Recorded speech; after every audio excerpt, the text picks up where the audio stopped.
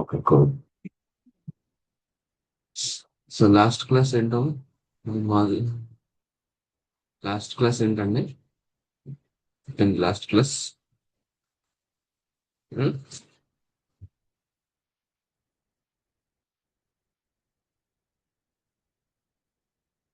చెప్పండి, last class ఏంటి?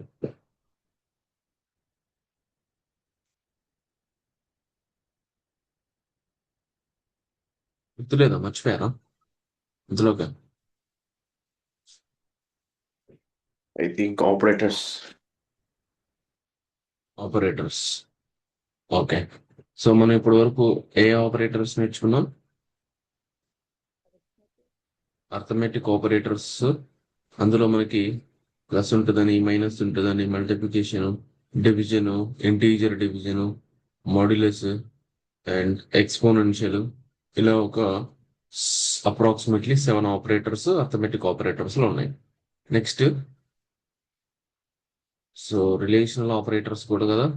Relational operators వచ్చేసి కంపారిజన్ కోసం యూజ్ చేసుకుంటాం అని చెప్పినాం. అందులో less Dan, greater Dan, okay, equal to, not equal to, and less than or equal to, greater than or equal to, ఇలా 6 ఆపరేటర్స్ ఉంటాయి.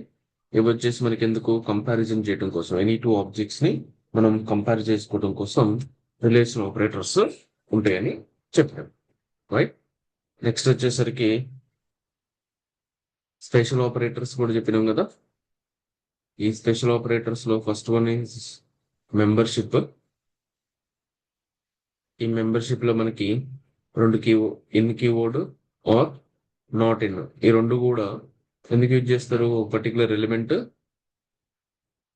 ఒక గ్రూప్ లో ఉందా లేదా, మెంబరా కాదా తెలుసుకోవడం కోసం ఈ మెంబర్షిప్ ఆపరేటర్ యూజ్ చేస్తారని చెప్తున్నాం కదా. ఇక్కడ కూడా మనకి అవుట్పుట్ వచ్చేసరికి ఇదర్ ట్రూ గానీ ఫాల్స్ గానీ వస్తాయి.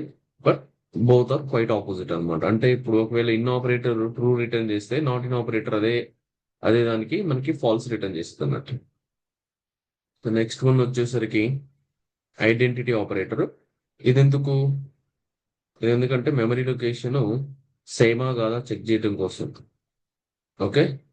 So memory location same or not check చేయడం కోసం మనం ఐడెంటిటీ ఆపరేటర్ యూజ్ చేస్తాం. అప్పుడు వచ్చేటప్పుడు మనకి కీవర్డ్ వచ్చేసరికి is or combination of is and is not అన్నమాట. ఈ రెండు కూడా మనకి either you can use is or you can use is not. But ఈ రెండు ఏంటంటే క్వైట్ ఆపోజిట్ అనమాట. ఒకవేళ ఈజ్ ఆపరేటర్ ట్రూ రిటర్న్ చేస్తే, is not operator false return చేస్తారు. ఓకే. ఈ విధంగా మనకి స్పెషల్ ఆపరేటర్స్ అనేవి ఉన్నాయి. ఇక్కడ వరకు అర్థమైందా లేదా?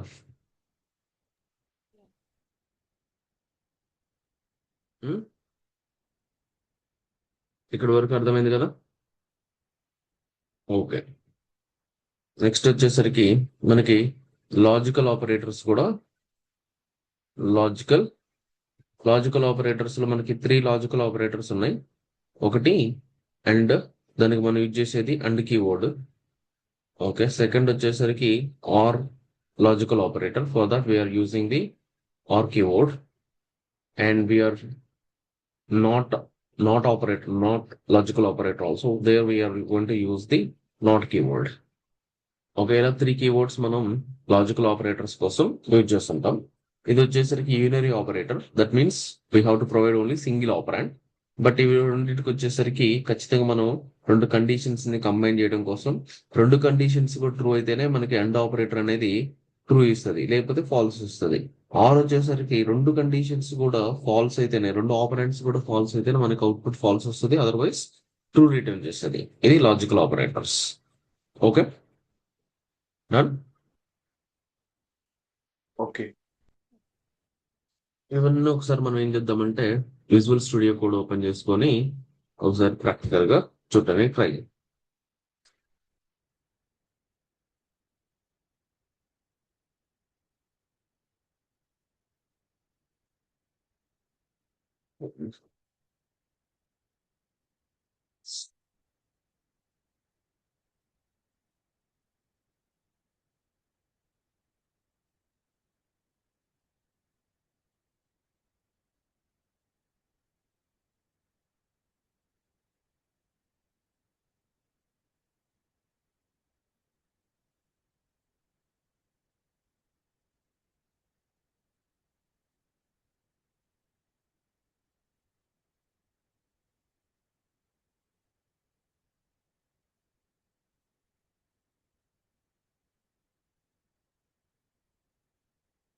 Okay.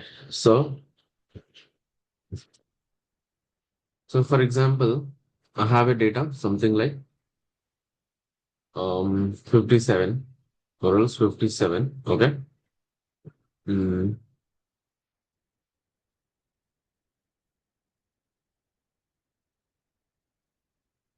59. Okay. So I have a data something like a 3. So ఇక్కడ మనం ఏం చేద్దామంటే A+B అంటే మనకు అవుట్పుట్ ఏమొచ్చింది? మీరు చెప్పండి ఇవన్నీ మనకు ఆల్రెడీ తెలుసు కాబట్టి డైరెక్ట్ గా నేను రాసేస్తున్నాను. ఈ ఆపరేషన్ ఇవాల్యుయేషన్ చేసినప్పుడు ఇక్కడ మల్టిప్లికేషన్ జరుగుతుంది. 59 ఇంటూ 3 అంటే మనకి ఎంత వస్తుంది అంత వస్తుంది. నెక్స్ట్ వచ్చేసి ఇక్కడ మనం ఎక్కువ కాన్సన్ట్రేషన్ చేయాల్సింది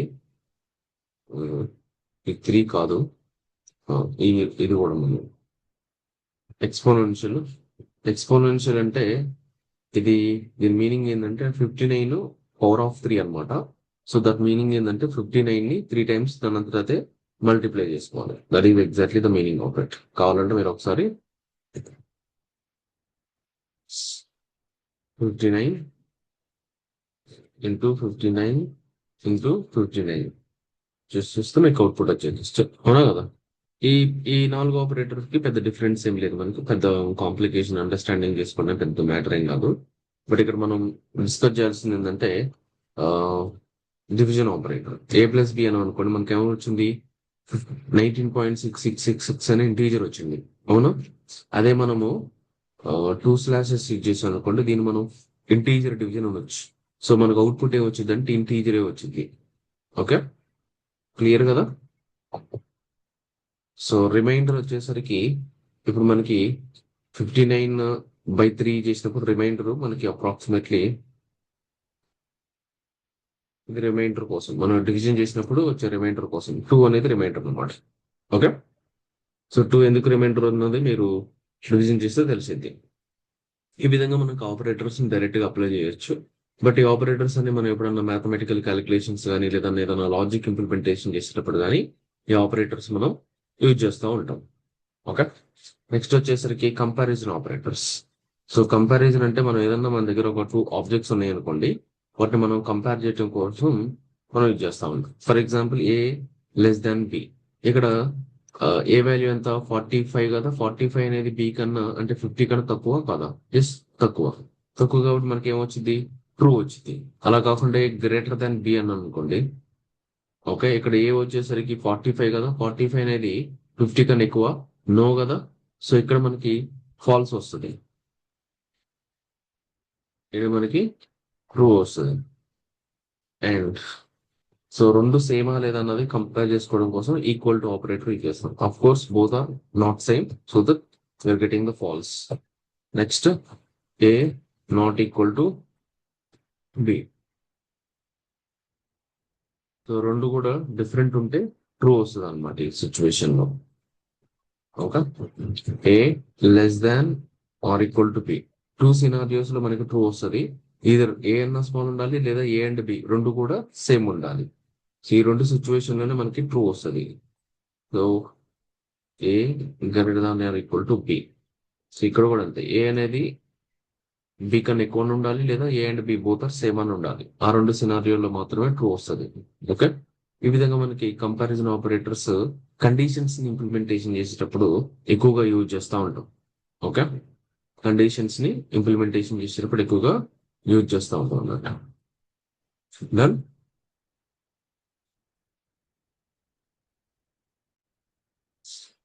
okay, now I have a data is 56.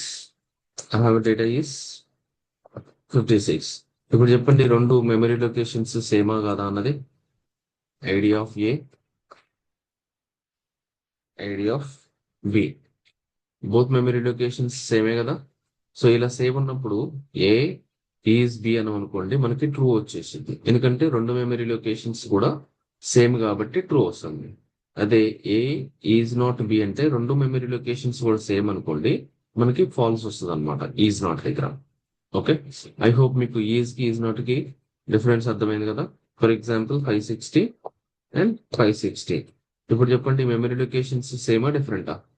ఈ memory location is A memory location, B memory location different ఉన్నాయి. ఎందుకు? డేటా అనేది 256 కన్నా ఎక్కువ ఉంది కాబట్టి సో ఈవెన్ సేమ్ డేటా కూడా డిఫరెంట్ మెమరీ లొకేషన్స్ లో సేవ్ అయ్యే ఛాన్స్ ఉంటుంది. సో ఇప్పుడు అఫ్ కోర్స్ డేటా ఇక్కడ 256 కన్నా తక్కువ ఉంటే ఒకే చోట పాసిబిలిటీ 100% ఉంటుంది, లేకపోతే ఎట్లా అంటే ఇప్పుడు ఏ లెస్ దాన్ 256 అయి ఉన్నా, బి లెస్ దాన్ 256 అయి ఉన్నా, సేమ్ నంబర్స్ అయితే ఖచ్చితంగా జరుగుతుందా? అంటే సేమ్ మెమరీ లొకేషన్ ఉండడానికి పాసిబిలిటీ ఉంటుందా 100%, లేకపోతే అవును 100% అదే. బట్ మనం పైథాన్ ఐడిలో చేసినప్పుడు కొంచెం డిఫరెంట్ వచ్చింది. బట్ జూపిటర్ ఓకే నోట్బుక్ లో చేసినప్పుడు మనకి నేను చెప్పిన లాజిక్ ఇంప్లిమెంట్ అవుతుంది. ఇక్కడ ఓకే చూడండి -5 కన్నా తక్కువ ఉండకూడదు, 256 కన్నా ఎక్కువ ఉండకూడదు. ఇఫ్ ఇన్ కేస్ ఇక్కడ చూడండి -5 కి సేమ్ మెమరీ లొకేషన్ వచ్చింది, అలాగా -6 పెట్టేశాను. సో -6 అన్నప్పుడు సేమ్ డేటా ఉంది, ఇప్పుడు మెమరీ లొకేషన్ చేంజ్ అయింది. ఓకే, ఇప్పుడు 256 కూడా సేమ్ వచ్చింది కదా, 255 చూద్దాం. 255 కి 255 రెండు వేరియబుల్స్ ని స్టోర్ చేసుకుంటే సో మెమరీ లొకేషన్ సేమ్ వచ్చింది. అలాగని 257 సింపుల్ ఒక నెంబర్ నేను ఇంక్రీజ్ చేసింది, పెద్ద నెంబర్ కూడా కాదు, అప్పుడు డిఫరెంట్ వచ్చేసింది. ఒక సో చిన్న డౌట్, మనం ఇప్పుడు ప్రోగ్రామింగ్ లో మనం ఎక్కడైనా ఏ కాంటెక్స్ట్ లో అయినా మెమరీ లొకేషన్ వాడతామండి, అంటే ఇప్పుడు వాడే పాసిబిలిటీ ఉంటుందా? వాడము, బట్ ఒక్కొక్క సిచ్యువేషన్ ఏంటంటే మెమరీని సేవ్ చేసుకోవడం కోసం, అంటే ఫర్ ఎగ్జాంపుల్ టూ థింగ్స్ ఉన్నారు, ఇద్దరు సేమ్ చేస్తారు. ఓకే, ఒకరిని ఒకరిని ఒకరిని మనం ఏమన్నంటే ఇంకొకటికి ఆటోమేటిక్ గా ఎఫెక్ట్ అవుతుంది. ఓకే, అలాంటి సిచ్యువేషన్ ఫర్ ఎగ్జాంపుల్ నేను ఏమంటున్నానంటే మీరు డిమాట్ అకౌంట్ ఉంది, డిమాట్ అకౌంట్ ఉంది. సో మనకి జనరల్ లేదా మనకి యా పిఎఫ్ అకౌంట్ తీసుకుంది ఎగ్జాంపుల్ గా, ఒక పిఎఫ్ కానీ యూఏఎన్ కానీ ఏదో ఒకటి. సో మనం మల్టిపుల్ కంపెనీస్ లో వర్క్ చేసి ఉంటాం అంత ముందు. ఓకే, ప్రతి కంపెనీకి ఒక పిఎఫ్ అమౌంట్ వచ్చేసి ఉంటది.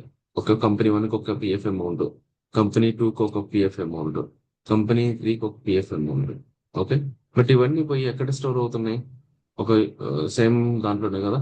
మనం ఇప్పుడు ఒక్క పిఎఫ్ అమౌంట్ మనం రిమూవ్ చేసినా లేదా తీసేసినా ఆటోమేటికల్ గా వేరే ఎఫెక్ట్ అవుతుంటది కదా. ఇలా మనకి సింపుల్ క్వశ్చన్ ఎలా ఇంకా సింపుల్ గా చెప్పాలంటే, రియల్ టైమ్ లో చెప్పాలంటే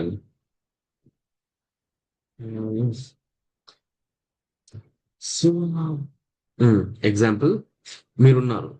ఓకే, సో మీకు ఒక 5-6 ప్రాపర్టీస్ ఉన్నాయి.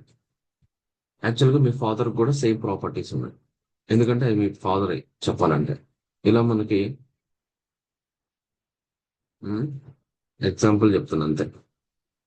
చూ- ఇప్పుడు మీ ఫాదర్ కి సేమ్ ప్రాపర్టీస్ ఉన్నాయి, మీకు సేమ్ ప్రాపర్టీస్ ఉన్నాయి, అంతే కదా.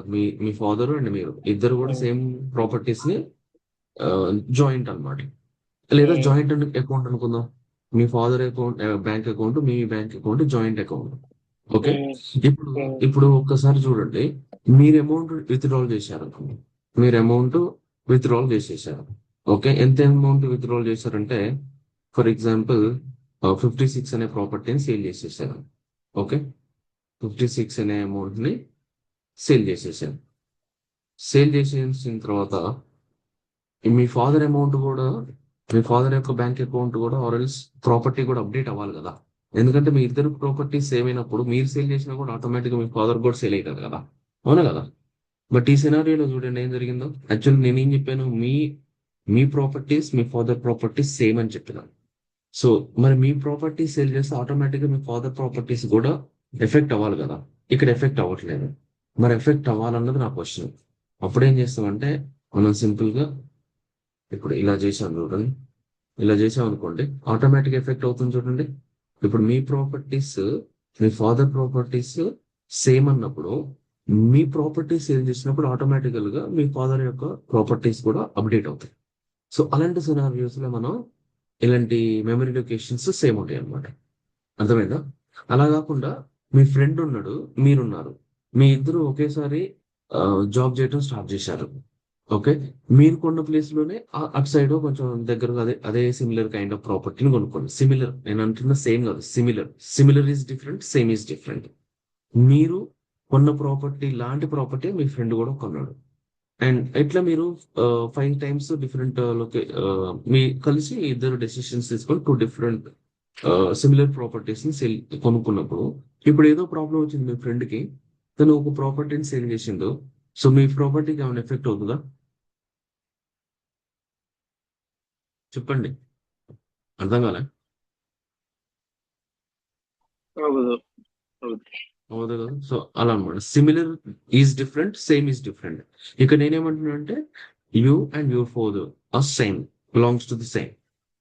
So that is the reason both are pointing that same properties. If in case మీరేమైనా ప్రాపర్టీస్ మోడిఫికేషన్ చేసినా లేదా కొత్త ప్రాపర్టీ మీరు ఏమైనా కొని యాడ్ చేసినా అది మీదన్నట్టే. లేదా మీ ఫాదర్ ఏమైనా కొత్త ప్రాపర్టీ కొని యాడ్ చేసుకున్నా అది మీదన్నట్టే కదా. కానీ మీ ఫ్రెండ్ ప్రాపర్టీస్ మీ అవుతాయా, లేదా మీ ప్రాపర్టీస్ మీ ఫ్రెండ్ అవుతాయా? అవు కదా. సో అలాంటి సిచ్యువేషన్స్ లో మనము మెమరీ లొకేషన్స్ సేమ్ ఉంటాయి. Okay, done. Okay, good.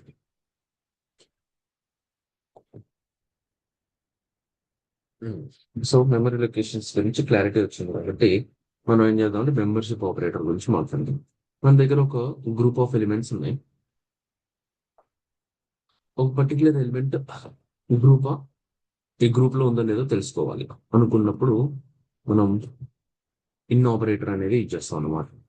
ఇప్పుడు బి ఇన్ ఏ అంటే బి అనేది ఏలో ఉందా లేదా, ఉంటే ట్రూ వస్తుంది, లేకపోతే ఫాల్స్ వస్తుంది.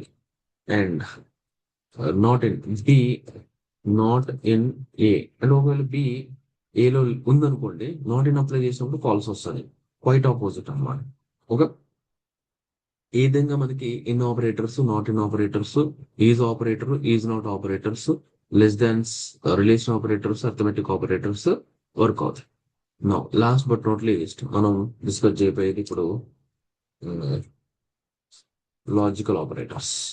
లాజికల్ ఆపరేటర్ ఏంటంటే కంబైన్ చేయడానికి, రెండు కండిషన్స్ ని కంబైన్ చేయడం కోసం. ఫర్ ఎగ్జాంపుల్ అండ్ వచ్చేసరికి ఆ, ఒక రెండు కండిషన్స్ కంబైన్ చేయడం కోసం మనం అండ్ ఆపరేటర్ చేద్దాం. ఇప్పుడు చూడండి, 56 గ్రేటర్ దాన్ 67. ఇప్పుడు ఇదొక కండిషను, ఇదొక కండిషను, ఇదొక కండిషన్. ఇప్పుడు ఈ కండిషన్ ట్రూ అయింది కదా, బట్ ఈ కండిషన్ వచ్చేసరికి ఫాల్స్ అయిందా, ట్రూ అయిందా? ఫాల్స్ అయింది. 56 అనేది 67 కన్నా తక్కువ కదా, సో ఖచ్చితంగా ఫాల్స్ అవుతుంది. రెండు కండిషన్స్ కూడా ట్రూ అవుతేనే మనకి ఆన్సర్ అనేది ట్రూ వస్తుంది అనమాట. రెండు కండిషన్స్ కూడా ట్రూ అవ్వాలి. ఏదైనా ఒక కండిషన్ ట్రూ అయితే కుదరదు ఇక్కడ. ఓకే, ఇప్పుడు అలా కాకుండా 506 ఉంది. 506 అనేది 67 కన్నా ఎక్కువ కదా, అంటే ఈ కండిషన్ ట్రూ అయింది, ఈ కండిషన్ కూడా ట్రూ అయింది. రెండు కండిషన్స్ ట్రూ అయితేనే మనకి అండ్ అనేది ట్రూ వస్తుంది, లేకపోతే ఫాల్స్ వస్తుంది. జనరల్ గా and operator and or operator which is used for to combine the conditions, అంతేగాని కంబైన్స్ కండిషన్స్ కాకుండా ఇంకెక్కడ కూడా యూజ్ చేయొచ్చు. ఓకే, క్లియర్ కదా.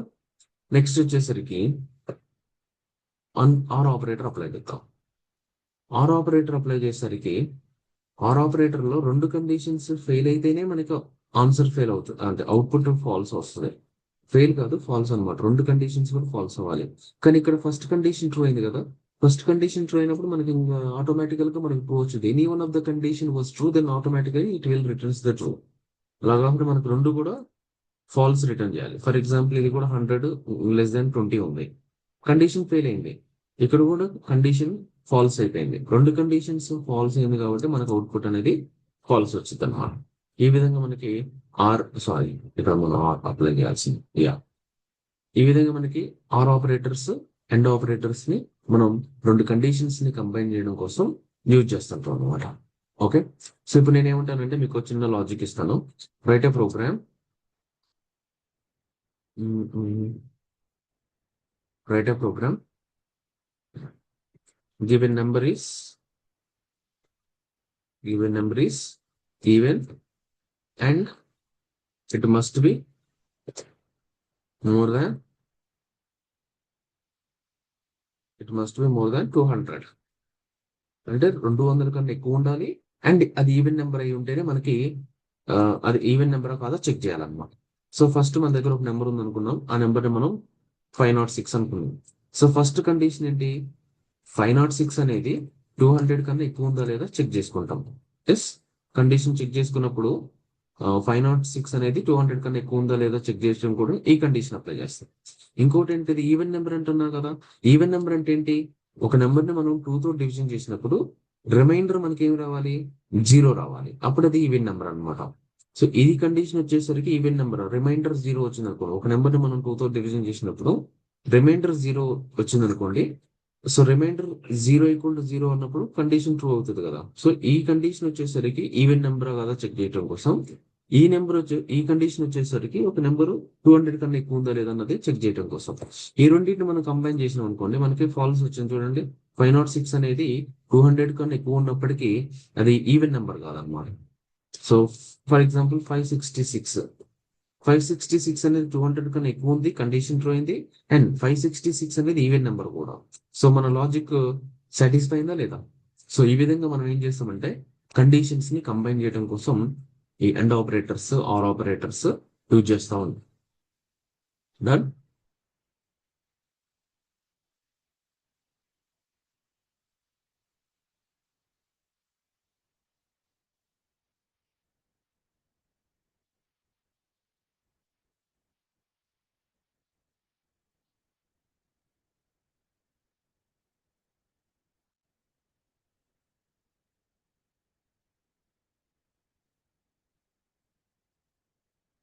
Okay.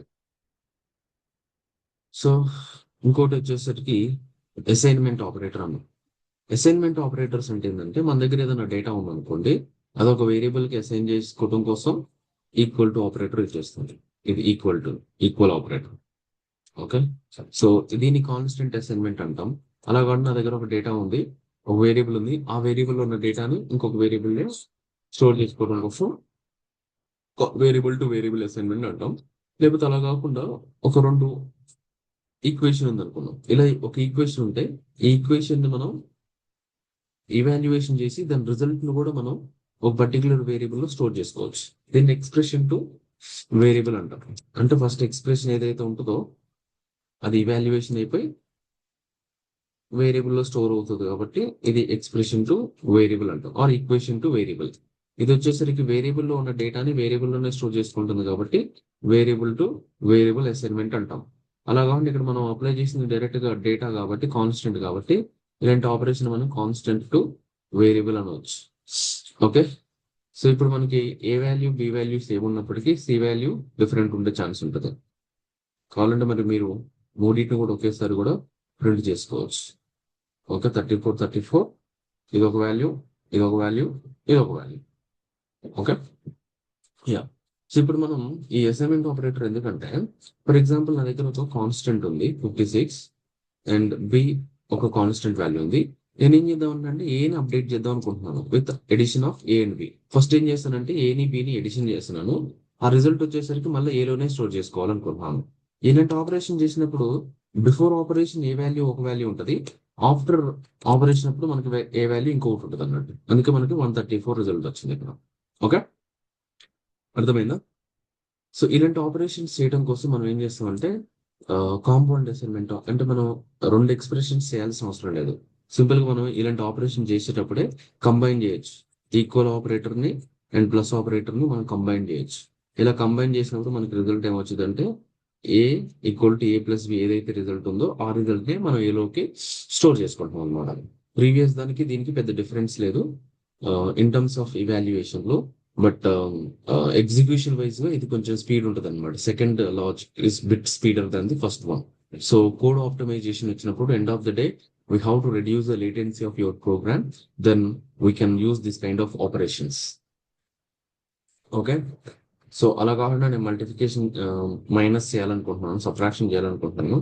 A minus B and A minus equal to be అంటే A equal to A minus B అనమాట. Okay. So ఇలా మనం అథమెటిక్ ఆపరేటర్స్ అన్నిటికి కూడా మనం అప్లై చేసుకోవచ్చు. ఓకే. మల్టిప్లికేషన్ కి, డివిజన్ కి, అన్నిటికి. If you want to do some kind of update of previous thing. Okay.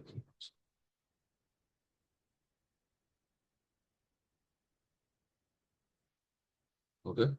But మనం ఇప్పుడు మనం రైట్ సైడ్ ఏమి ఇస్తున్నాం దాన్ని కన్సిడర్ చేయాలి.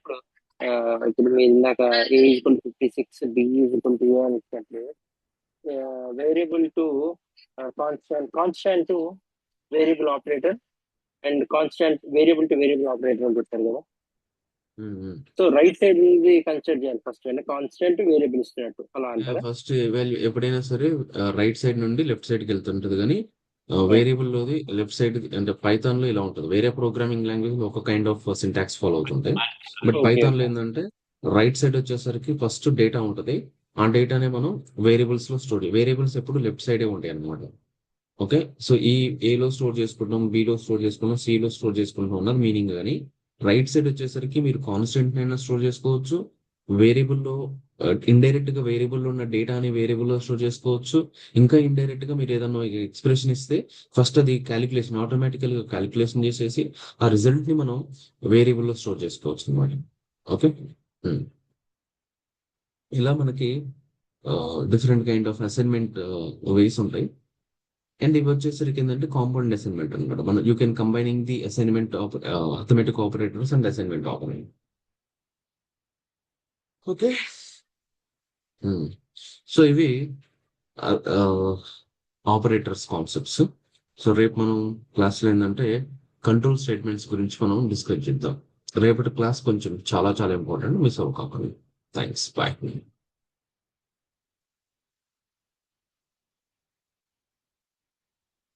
క్వశ్చన్స్ ఉంటే అడగండి, క్లోజ్ చేసి.